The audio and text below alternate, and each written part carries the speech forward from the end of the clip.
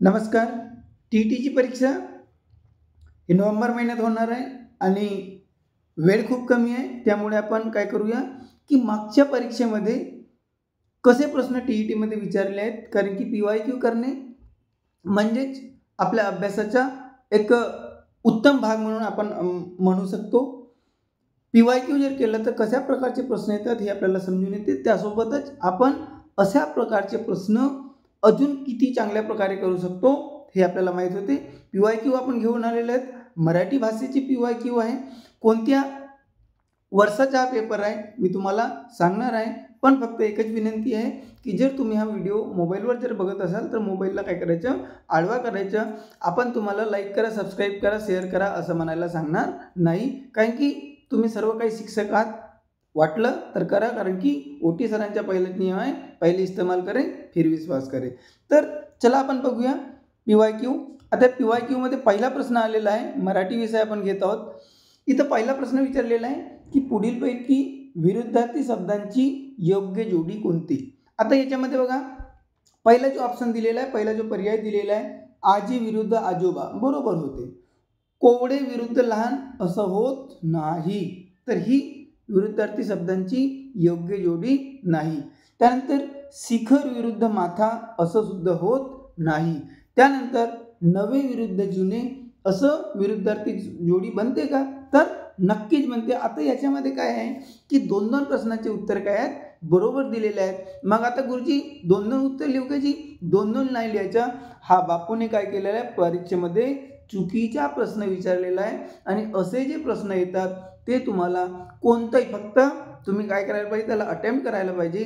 त्या प्रश्नामध्ये तुम्ही कोणतंही उत्तर लिहिलं तरी पण तुम्हाला त्याचे गुण मिळतात. आणि अजून एक सांगतो की TETमध्ये निगेटिव्ह मार्किंग नाही, म्हणजे चूक झाला तर मिळालेल्या मार्कांपैकी 1 मार्क कमी होईल असं नाही. त्यामुळे सर्वच प्रश्नांची उत्तरं द्यायची. पण असे प्रश्न, आता तुम्ही म्हणाल की गुरुजी असं चुकीचे काऊन दिला जी, भाऊ मी नाही लिहिलो ना जी, कारण की हे परीक्षेमध्ये आलेलं आहे, PYQ दिलेलं आहे. तर असे जे प्रश्न येतील तर तुम्हाला घाबरायचे नाही आहे. त्याचे प्रश्न काय करेल, परीक्षा परिषद तुम्हाला पूर्ण देईल. ठीक आहे. त्यानंतर दुसरा प्रश्न बघूया. आता पहिलाच सुरुवातच कशी झाली आहे, चुकीने झाली आहे. आपली काही गलती नाही आहे भाऊ, ठीक आहे ना. ही कोणाची गलती आहे, पेपर बनवणाऱ्यांची गलती आहे. पण यांना काय केलं, मार्क्स मिळाले होते. हा कोणत्या वर्षीचा पेपर आहे सांगतो, किंवा जर तुम्ही अभ्यासू गुरुजी असाल, मास्तरबाई असाल तर तुम्ही मला अगोदरही सांगू शकता. ठीक आहे. चला पुढला प्रश्न बघूया. पूजा उद्या येणार आहे ना, वाक्याचा प्रकार कोणता. गुरुजी सर्वांना माहीत असेल, शेवटी काय दिलेलं आहे, शेवटी प्रश्नार्थक चिन्ह दिलेलं आहे, म्हणजे वाक्य कोणतं झाला, प्रश्नार्थी वाक्य झाला. असे अतिशय सोपे सुद्धा प्रश्न येतात, त्यामुळे घाबरून जायचे कारण नाही. OT आहे तो कोटीत जायची गरज नाही. चला ठीक आहे.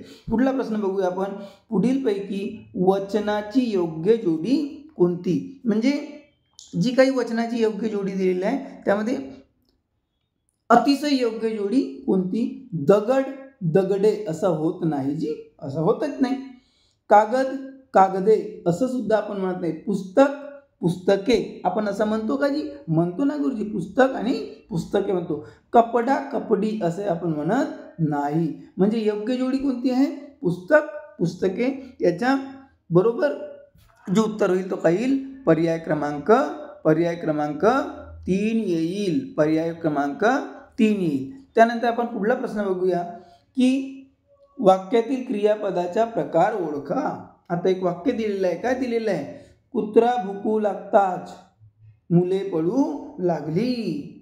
कुत्रे भुकू लागताच किंवा कुत्रे भुंकू लागताच मुले पळू लागली. आता इथं भुंकणे आणि पडणे हे काय आहेत, क्रियापद आहेत. पण यांना लागताच असं दिलेलं आहे, म्हणजे हे कोणते क्रियापद होईल, शक्य होईल, संयुक्त होईल, प्रयोजक होईल की सकर्मक होईल. तर हा जो वाक्य आहे, या वाक्यामध्ये जो क्रियापद दिलेला आहे तो कोणता क्रियापद आहे, संयुक्त क्रियापद आहे. म्हणून पर्याय क्रमांक 2 आपला काय असेल, बरोबर उत्तर असेल. त्यानंतर पुढला प्रश्न दिलेला आहे, काय पुढला प्रश्न दिलेला आहे, चौकटीतील अक्षरे योग्य क्रमाने जुळवून तयार होणाऱ्या म्हणीतील कोणत्या क्रमांकाची अक्षरे घेतल्यास वारा या शब्दाला समानार्थी शब्द तयार होईल. आता ही चौकट आहे, चौकट दिलेली आहे. ह्या चौकामध्ये 9 अक्षर आहेत. या 9 अक्षरांवर आपण काय केलं, बरोबर जोडला. जोडून पहा बरं जी काय बनते तर. अरे बाप रे, डोका खाजवते ना गुरुजी. कसा होईल त्याची, कसा होईल त्याची. आता बघा इथं काय आहे, देख दे ड दन व वातल्या. आता याच्यामध्ये आपण व्यवस्थित जर बघितलं तर दंड व त हे 4 तर आपल्याला मिळतात. म्हणजे काय झालं, मी तर लिहायचा प्रयत्न करतो. दंड आपल्याकडे लिहिण्याची सुविधा नाही आहे ना जी. हां चला ठीक आहे. दंडवत हा तर झालाच. त्याच्यानंतर वाचले काय, देख दे आणि वाल्या. आता याचं काय बनेल, तर याचा काय होईल, देखल्या. देखल्या बरोबर. हसायचं नाही जी, मास्तीनबाई हसायचं नाही. देखल्या. आता देखल्या कुठे झाला, हा दे हा ख आणि हा ल्या. आता इथं काय वाचलेलं आहे, देवा. तर इथं काय करूया आपण, देवा. ठीक आहे, देवा. देखल्या देवा दंडवत. असा काय बनेल, म्हण बनेल. आता याच्यामध्ये वाराला आपण काय म्हणतो, वात म्हणतो. आता वात. आता वात कुठे लिहिलेला आहे, हाय वा आणि हाय तो. तर इथं म्हणते की या शब्दाला म्हणते की कोणत्या क्रमांकाची अक्षरे. आता वा कोणत्या क्रमांकावर आला आहे, 1 2 3 4 5, 5वा झाला. त्यानंतर तो कुठं आलेला आहे, 6 7 8 9, 5 आणि 9. मी इंग्रजीत लिहिलो, तुम्ही असं सुद्धा लिहू शकता. 5 आणि 9. तर 5व्या आणि 9व्या कुठे लिहिल्या गुरुजी, ऑप्शन नंबर 4 मध्ये लिहिलं. अशा प्रकारचे काय करायचं, पट्टा डोका लावायचा. प्रेझेन्स ऑफ माइंड असणं आवश्यक आहे. त्यानंतर उतारा येतो जी, एक गद्य येतो एक पद्य येतो. कसा उतारा वाचायचा मी तुम्हाला प्रत्येक माझ्या व्हिडिओमध्ये सांगतो. यामध्ये 36 ते 39 जे काही प्रश्न येणार आहेत ते उतार्यावर येतील असं इथं लिहिलेलं आहे का नाही. 36 ते 39. तर काय करायचं, अगोदर प्रश्न वाचून घ्यायचे, त्याच्यानंतर उतारा सुद्धा वाचू शकता किंवा उतारा व्यवस्थित वाचायचा, त्यानंतर प्रश्न करायचा. मी उतारा वाचायला काय करतो, सुरुवात करतो. कसब, गुण आणि कर्तव्य याविषयी शाहू महाराजांना अतिशय आस्था होती आणि समाजातल्या रंजल्या गांजल्यांबद्दल कणव होती. त्यांचे शरीर जसे अवाढव्य होते तसेच त्यांचे मनही होते. त्यामुळे समाजातील गुणी कर्तृत्ववान लोकांना महाराजांचा आधार होता. तसेच लहान खेड्यातील लहानशा माणसालाही आधार होता. सत्ताधारी हा असा असावा लागतो, गांजलेल्यांना पीडितांना जो अपील कोर्टासारखा वाटावा आणि कर्तृत्ववानांना त्याचा आधार वाटावा. शाहू महाराज तसे होते आणि म्हणून ते एक केंद्रबिंदू बनले होते. लोहचुंबकाकडे लोखंडाचे कण धाव घेतात त्याप्रमाणे लोक त्यांच्याकडे धाव घेत. म्हणजे इथे लोहचुंबकाची त्यांना उपमा दिलेली आहे. राजर्षी शाहू महाराज हे केवळ वारसा हक्काने नव्हे तर ते लोकांचे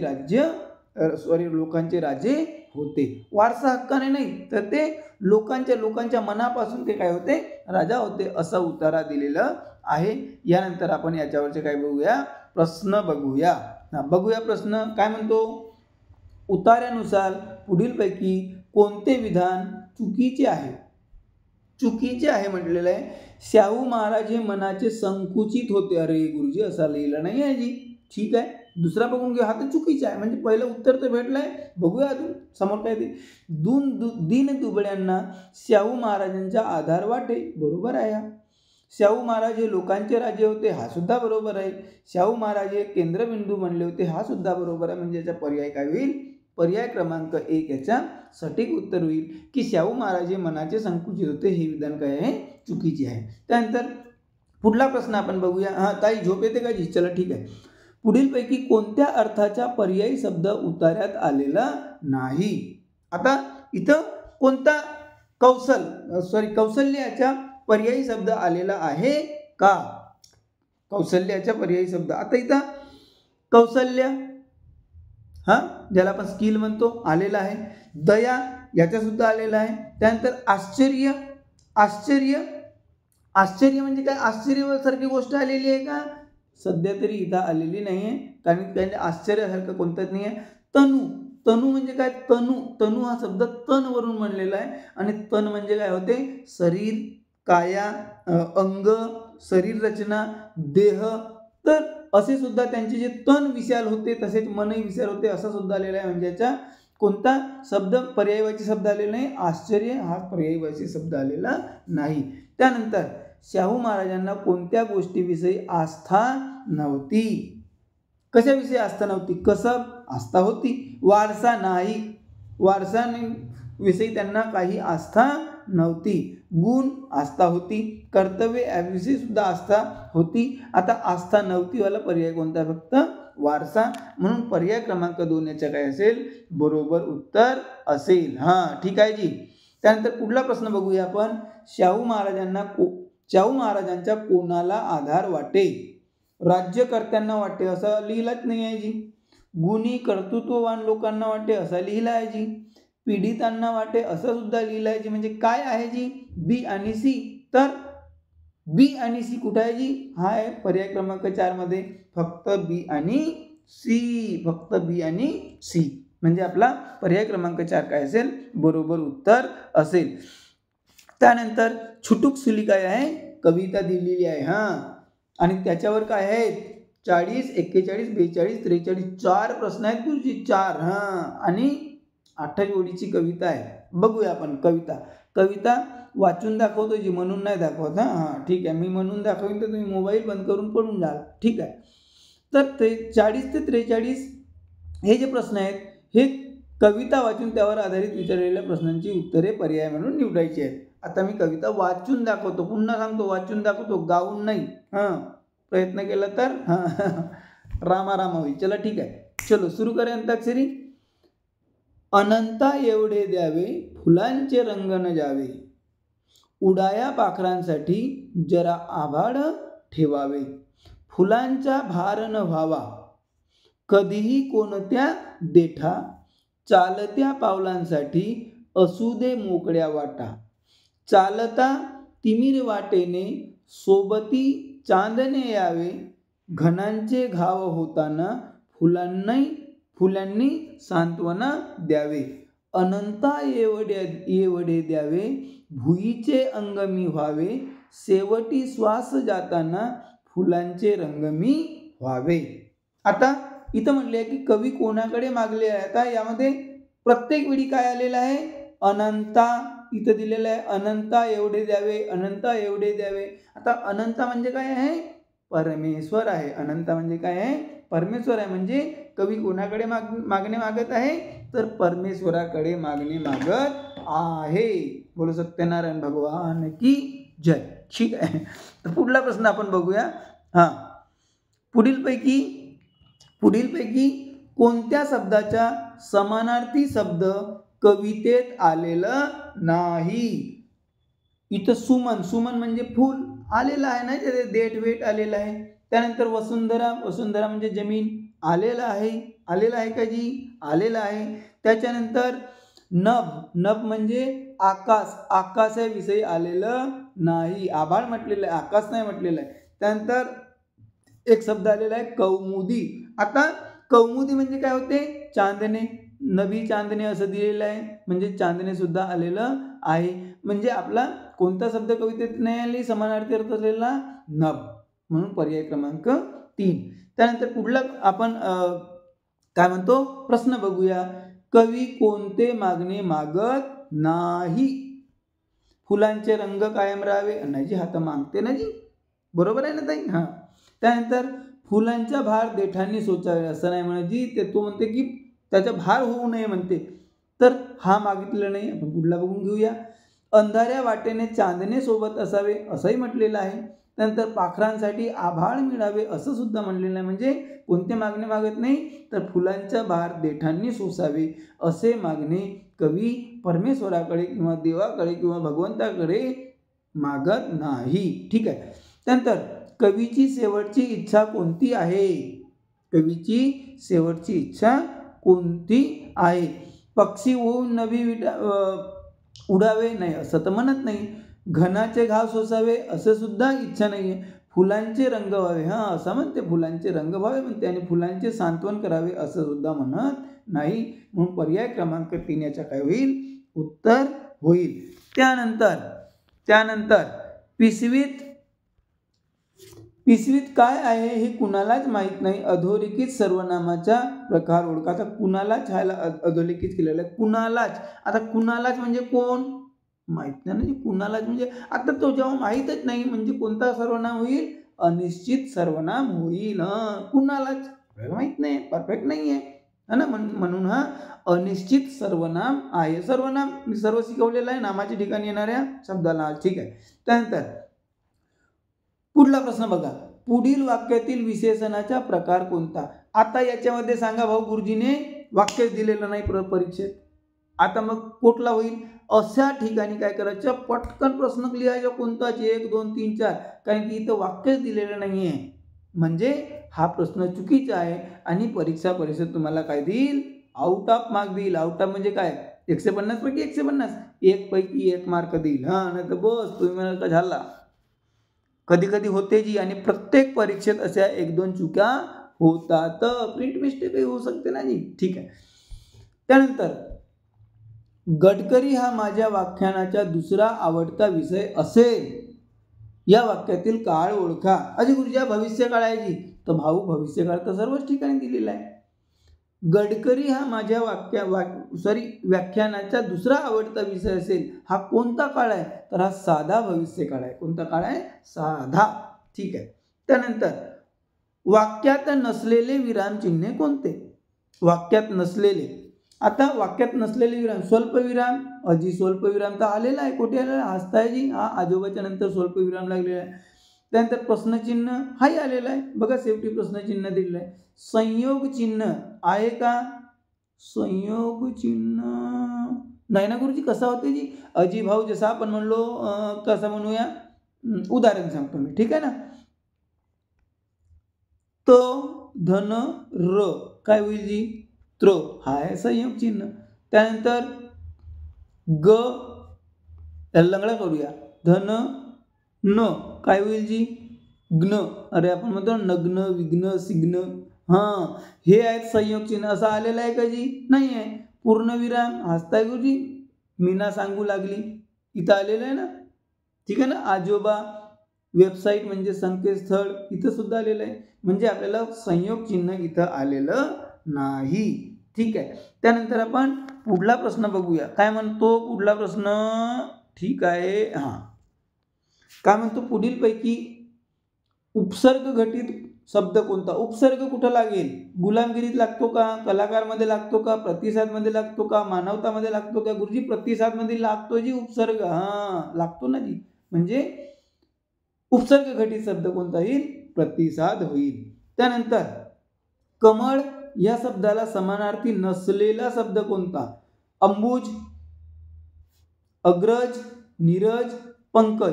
यामध्ये अंबुज, नीरज आणि पंकज हे सर्व काय आहेत, कमळ होते. पण अग्रज म्हणजे काय होते, मोठा भाऊ होते, ज्येष्ठ बंधू होते. म्हणजे अग्रज हा शब्द कमळ या शब्दाला समानार्थी नाही. त्यानंतर श्रद्धांजली मधील एकूण किती वर्ण आहेत, श्रद्धांजली वर्ण किती सामावलेले आहेत. तर याच्यामध्ये आपल्याला इथं लिहायचा प्रॉब्लेम आहे. श्रद्धांजली याच्यामध्ये एकूण 11 वर्ण येतील. जी किती येतील, 11 येतील. मोजून घ्यायच्या ताई बरोबर.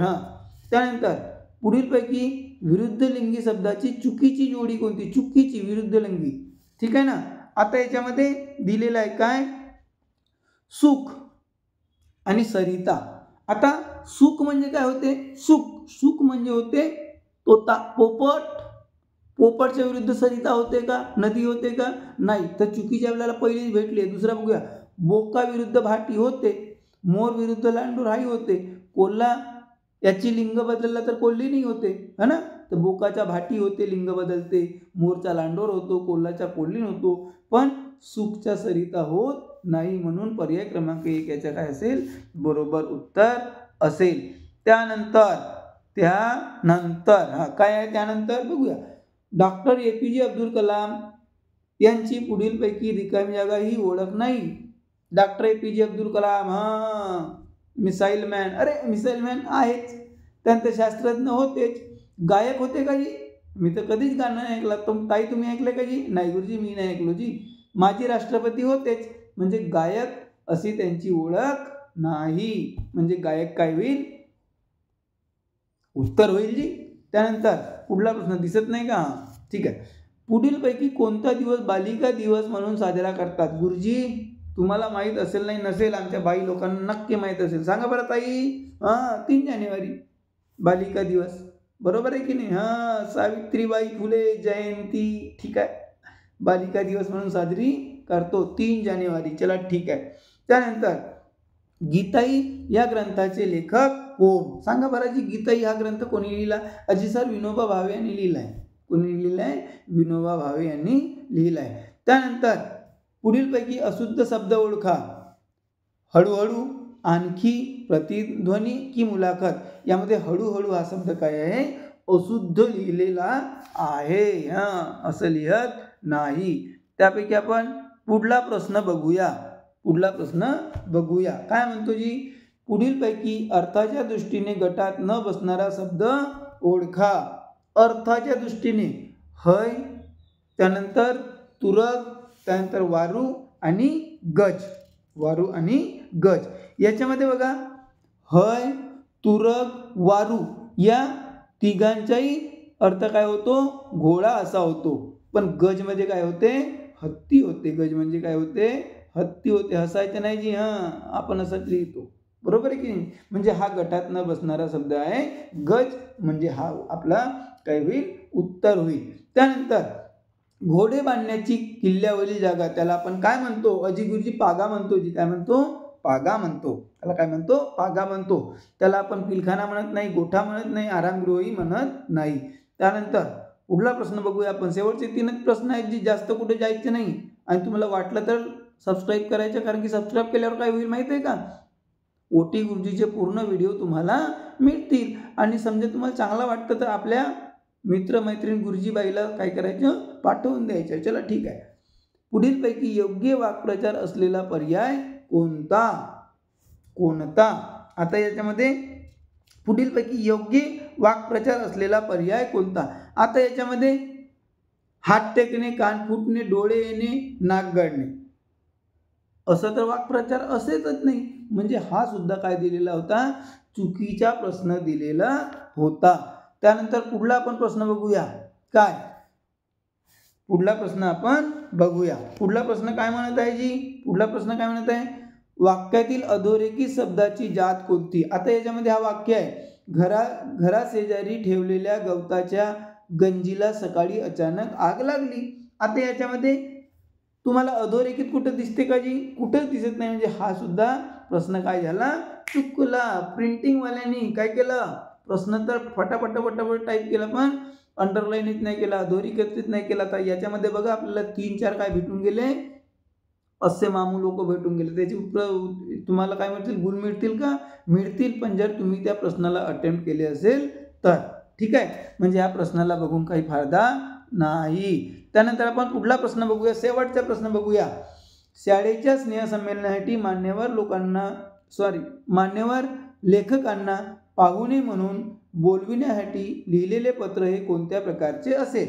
तुमच्या शाळेमध्ये स्नेहसंमेलन आहे आणि तुम्ही जे काही मान्यवर लेखक आहेत त्यांना तुम्हाला काय करायचे आहे?